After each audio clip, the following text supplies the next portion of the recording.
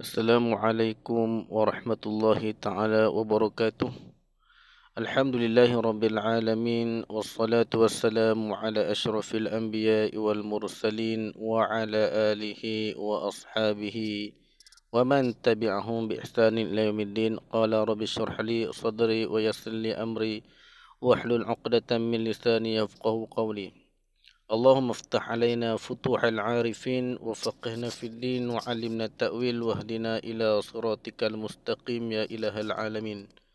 اللهم انفعنا بما علمتنا وعلمنا بما ينفعنا وزدنا علما. Alhamdulillah, bersyukur kita kepada Allah Subhanahu Wa Taala. Masih lagi kita dalam menuntut ilmu Allah Subhanahu Wa Taala.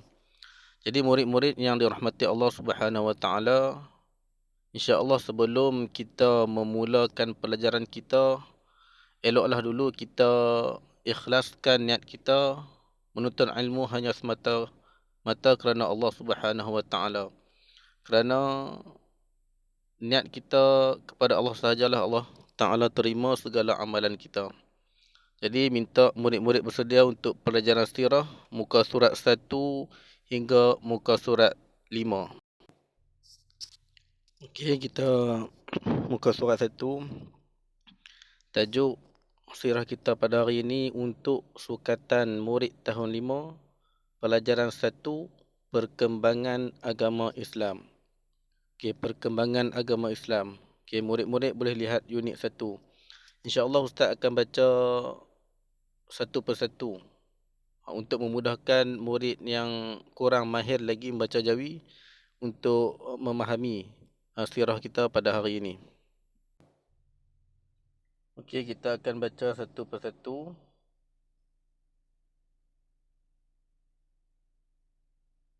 Okey, kita tengok unit 1, akidah. Okey, akidah adalah pegangan atau kepercayaan yang teguh terhadap sesuatu. Okay, kita tengok dalam kitab ni dia kata akidah adalah pegangan atau kepercayaan yang teguh terhadap sesuatu. Itu adalah maksud akidah. Akidah itu adalah pegangan ataupun kepercayaan. Pegangan ataupun kepercayaan.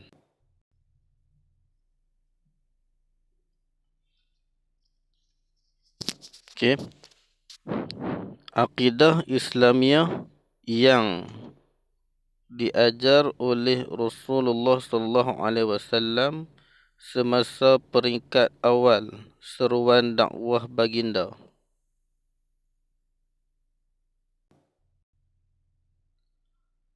Adalah berkaitan dengan keimanan kepada Allah Subhanahu wa taala, malaikat-malaikat, kitab-kitab, rasul-rasul, hari kiamat serta qada dan qadar.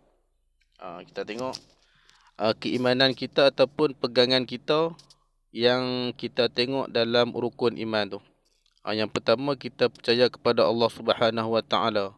Yang kedua, kepada malaikat-malaikat Allah yang 10 yang wajib kita ketahui, kitab-kitab yang 4, rasul-rasul yang berjumlah 25, hari kiamat serta qada dan qadar Allah Subhanahu Wa Taala. Rasulullah sallallahu alaihi wasallam telah berdakwah di Mekah selama 13 tahun. Namun usaha dakwah baginda mendapat banyak tekanan dan ancaman daripada musyrikin. Ajaran Islam hanya berkembang luas selepas Rasulullah SAW berhijrah ke Madinah. Rasulullah SAW mengembangkan ajaran Islam di Madinah selama 10 tahun, iaitu sehingga akhir hayat baginda. Okay, kita tengok dekat sini, dekat petikan ni, Rasulullah SAW berdakwah selama 13 tahun. 13 tahun Rasulullah SAW berdakwah. Usaha baginda mendapat tekanan dan ancaman daripada musyrikin Mekah. Okay, kita tengok usaha Nabi SAW begitu kuat sehinggalah Islam berkembang kepada kita pada hari ini. Dia kata ajaran Islam hanya berkembang luas selepas Rasulullah SAW berhijrah ke Madinah. Sebab apa Nabi SAW berhijrah ke Madinah? Sebab ketika di Mekah, Nabi mendapat tentangan yang hebat daripada musyrikin Quraisy. Seterusnya masa di Madinah lah Nabi SAW dapat mengembangkan ajaran di Madinah selama 10 tahun, iaitu sehingga akhir hayat Nabi SAW. Okay, kita tengok lagi dalam petikan dalam petak yang merah tu. Sebelum kedatangan Islam, masyarakat Arab tidak mempunyai pegangan yang tetap. Mereka hanya mengamalkan ajaran nenek moyang mereka. Pada zaman yang dikenali sebagai zaman jahiliah itu, ada antara mereka menyembah batu, matahari, pokok dan patung berhala.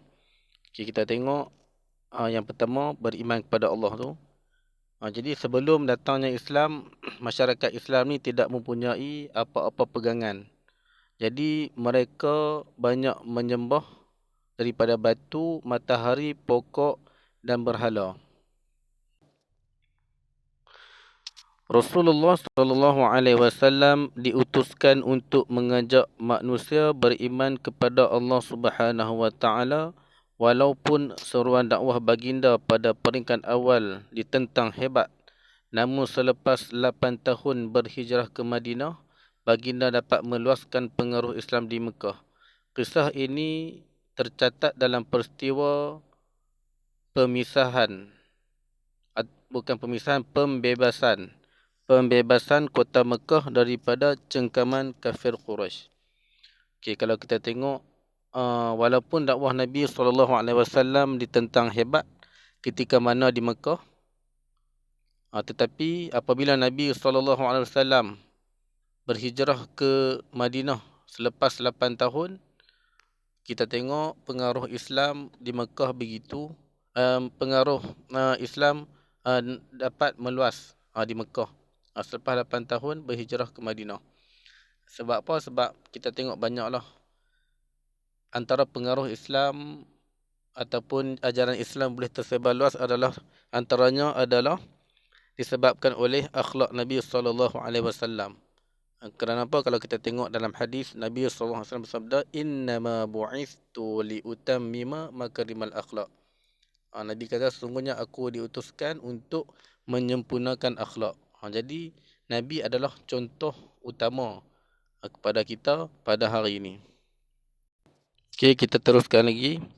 Semasa pembukaan kota Mekah, Rasulullah SAW bersama orang-orang Islam telah memusnahkan kesemua 360 buah berhala.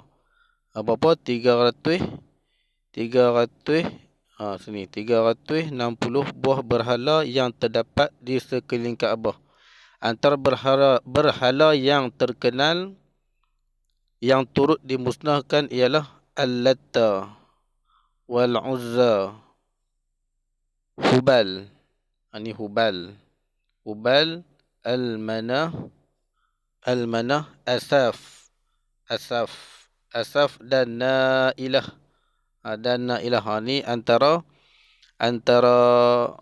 berhala-berhala yang telah dimusnahkan oleh baginda Nabi Muhammad SAW bersama orang-orang Islam. Okay, murid-murid yang dirahmati Allah Subhanahu Wa Taala, setelah akidah kita yang pertama beriman kepada Allah Subhanahu Wa Taala, seterusnya pegangan kita adalah beriman dengan malaikat Allah Subhanahu Wa Taala. Beriman dengan malaikat Allah Subhanahu. Okay, kita tengok dalam kotak yang merah tu maksud malaikat. Siapa malaikat? Okay, malaikat ialah makhluk Allah Subhanahu Wa Taala yang diciptakan daripada cahaya. Mereka sentiasa taat akan Allah Subhanahu Wa Taala. Setiap malaikat mempunyai tugas masing-masing. Okay, di sini adalah maksud malaikat. Malaikat ni dicipta daripada Allah Subhanahu Wa Taala, daripada cahaya. Manusia pula dicipta oleh Allah Subhanahu Wa Taala daripada tanah. Iblis dan syaitan diciptakan mereka daripada api.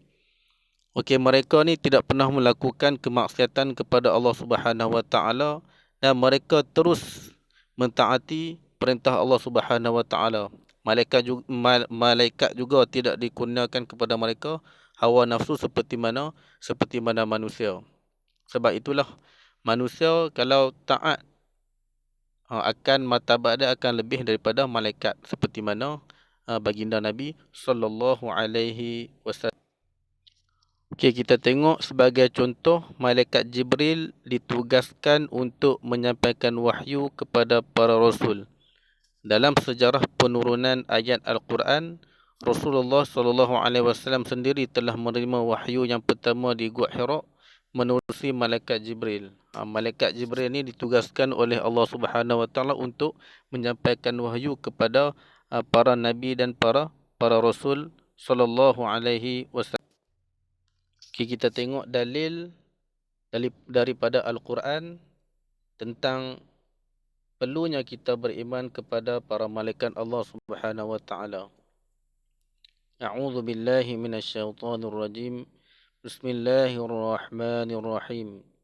Alhamdulillahi fatiris samawati wal ardi ja'ilil malaikati rusulan uli جاعل الملائكة رسلا أولي أجنحة مثنى وثلاث ورباع. Maksudnya segala puji bagi Allah Subhanahu Wa Taala, pencipta langit dan bumi, yang menjadikan malaikat sebagai utusan yang menguruskan pelbagai urusan, yang mempunyai sayap 2, 3 dan 4. Ada juga malaikat yang mempunyai banyak sayap. Ni kejadian ataupun kehebatan kejadian malaikat yang diciptakan oleh Allah Subhanahu Wa Taala. Okey, murid-murid boleh tengok yang seterusnya, kepercayaan kita yang ketiga, iaitu beriman kepada Nabi dan Rasul sallallahu alaihi wasallam. Okey, kita kena ingat yang pertama tadi kita beriman dengan Allah Subhanahu Wa Taala. Yang kedua, kita beriman dengan malaikah. Okey, malaikat yang wajib kita tahu ada 10. Yang seterusnya, yang ketiga adalah beriman kepada Nabi dan Rasul sallallahu alaihi wasallam. Okey, murid-murid boleh tengok dalam kotak yang merah tu. Itu adalah takrif ataupun pengertian Nabi. Kita tengok sedikit. Nabi itu siapa? Nabi adalah merupakan seorang lelaki. Nabi dan Rasul ni tidak ada daripada kalangan perempuan. Mereka adalah Nabi. Okey, Nabi merupakan lelaki biasa yang dipilih oleh Allah Subhanahu Wa Taala dan dianugerahkan wahyu untuk dirinya sahaja. Kena ingatlah. Nabi, Allah Subhanahu Wa Taala bagi wahyu dekat mereka adalah untuk diri mereka sahaja. Okay, manakala Rasul pula ialah lelaki pilihan Allah. Lelaki pilihan Allah Subhanahu Wa Taala yang dianugerahkan oleh Allah Subhanahu Wa Taala wahyu untuk dirinya dan wajib disampaikan kepada umatnya. Jika ada soalan, bertanya kepada murid, apakah perbezaan Nabi dan Rasul? Ini adalah jawapan kepada perbezaan Nabi dan Rasul. Sekali lagi, Nabi merupakan seorang lelaki biasa yang dipilih oleh Allah Subhanahu Wa Taala dan dianugerahkan wahyu untuk dirinya sahaja. Manakala Rasul pula ialah Rasul. Saya tengok Rasul. Rasul.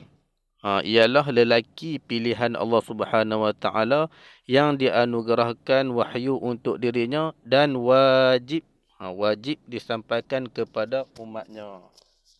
Jadi sebab itulah Islam sampai kepada kita pada hari ini. Sebab apa? Disebabkan Nabi menyampaikan apa yang diwahyukan kepada Nabi. Kita tengok sedikit dalil daripada ayat Al-Quran. A'udzu billahi minasyaitonir rajim. Wa ma nursilul mursalina illa mubashshirina wa munzirina faman amana wa aslaha fala khawfun 'alaihim wa la hum yahzanun. Okay, maksudnya para rasul yang kami utus itu adalah untuk memberi khabar gembira dan memberi peringatan. Barang siapa beriman dan beramal soleh, maka tidak ada rasa takut pada mereka dan mereka tidak bersedih hati. Ini dalil daripada Al-Quran tentang wajibnya kita beriman kepada Rasul dan kepada Nabi Allah Subhanahu wa Ta'ala. Okey, yang seterusnya pegangan kita, akidah kita ataupun kepercayaan kita seterusnya beriman kepada kitab Allah Subhanahu wa Ta'ala. Okey, yang ketiga tadi kepada Rasul, yang keempat beriman kepada kitab ni yang keempat.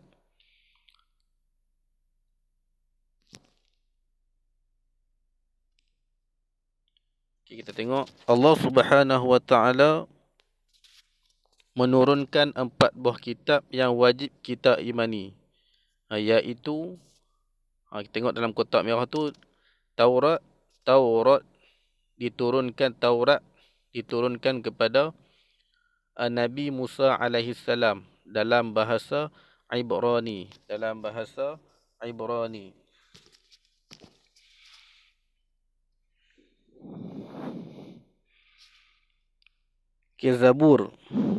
Zabur diturunkan kepada Nabi Daud alaihi salam dalam bahasa Qibti.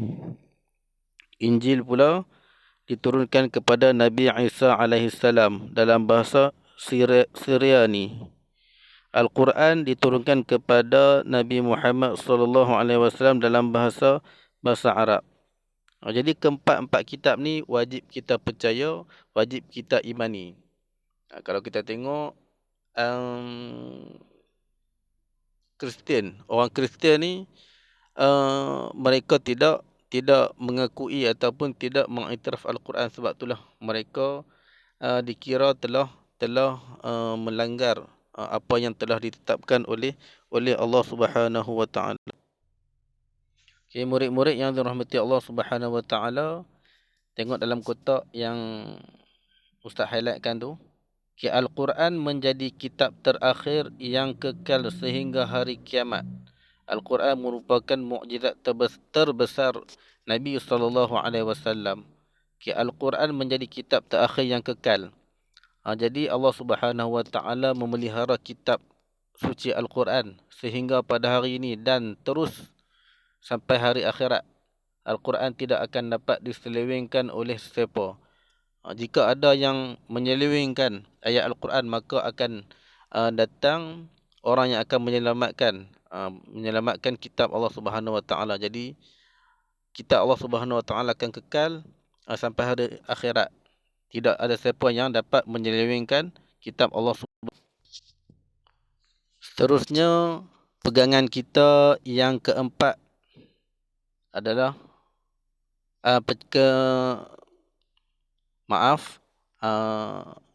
kepercayaan kita yang kelima.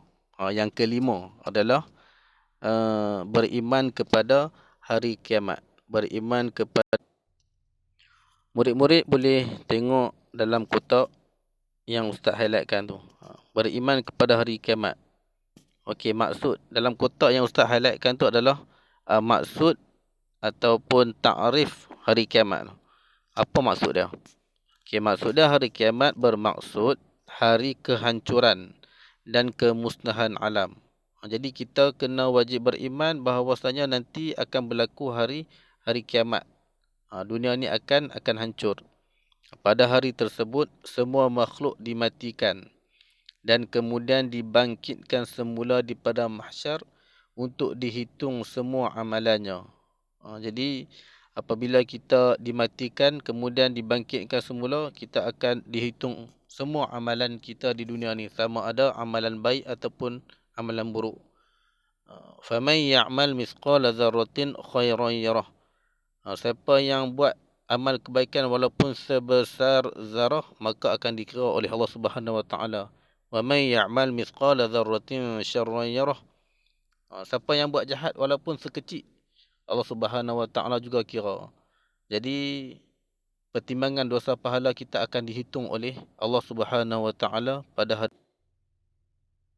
Okay, kita tengok antara sebab orang Arab jahiliah tidak mahu menerima seruan dakwah Rasulullah sallallahu alaihi wasallam adalah kerana mereka enggan beriman dengan hari akhirat. Sebab itulah orang Arab zaman jahiliah menolak dakwah Nabi sallallahu alaihi wasallam. Keimanan kepada hari akhirat menyebabkan mereka terpaksa menukar gaya hidup yang selama ini penuh dengan maksiat. Hakikatnya mereka sedar apa yang telah dilakukan mereka adalah salah dan dimurkai oleh Allah Subhanahu wa taala. Disebabkan Nabi sallallahu alaihi wasallam meminta agar masyarakat Arab beriman dengan hari akhirat lah, dakwah Nabi sallallahu alaihi wasallam ditolak oleh mereka. Okay, murid-murid, untuk kepercayaan ataupun akidah kita yang terakhir, yang keenam, beriman kepada qada dan qadar. Kita tengok apa maksud qada. Okay, beriman kepada qada dan qadar bermaksud kita mempercayai dan meyakini bahawa apa yang berlaku dalam kehidupan kita telah ditentukan oleh Allah Subhanahu wa taala sejak azali. Jadi apa-apa yang berlaku kepada kita, musibah yang berlaku kepada kita, kita kena percaya bahawasanya perkara itu telah ditentukan oleh Allah Subhanahu wa taala. Kita kena redha apa yang telah berlaku kepada kita. Di samping kita berusaha, kita juga perlu berusaha. Bukan kita terus mengharapkan takdir. Allah Subhanahu wa taala kurniakan kepada kita kudrat untuk kita terus berusaha. Bukan mengharapkan tawakal semata-mata. Itu adalah pengertian yang Ustaz highlightkan tu, pengertian qada dan qadar. Maksudnya apa? Maksudnya kita mempercayai dan meyakini bahawa yang berlaku dalam kehidupan kita telah ditentukan oleh Allah Subhanahu wa taala. Orang Arab jahiliah beranggapan bahawa setiap apa yang memberi kebaikan kepada mereka seperti matahari yang menyuburkan tanaman mereka harus disembah. Mereka juga percaya patung berhala berkuasa menentukan kebaikan dan keburukan seseorang. Okay, sedikit pembetulan. Bukan disembah, disembah. Sekali lagi Ustaz baca.